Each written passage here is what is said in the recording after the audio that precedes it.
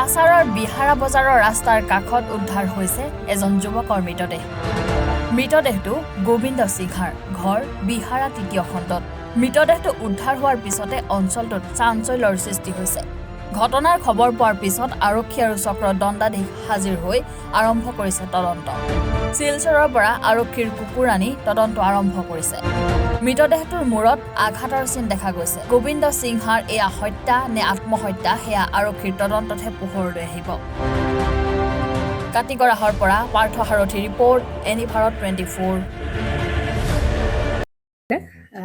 জুবিন গাৰ্গৰ গীতসমূহৰ ওপৰত আধাৰিত গানে কি আনে নামৰ এটা সুন্দৰ অনুষ্ঠান আপোনালোকৰ ওচৰলৈ আহি আছে অতি শীঘ্ৰে।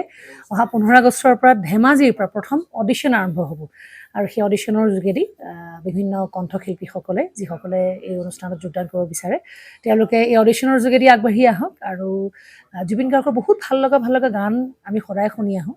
আৰু আপোনালোকৰ যদি ভাল লগা গান থাকে জুবিন গাৰ্গৰ আপোনালোকে গাই ভাল পায় তেন্তে অডিশ্যনত যোগদান কৰক। মোৰ ফালৰ পৰা আন্তৰিক শুভকামনা থাকিল এই সম্পূৰ্ণ অনুষ্ঠানটোলৈ। ধন্যবাদ।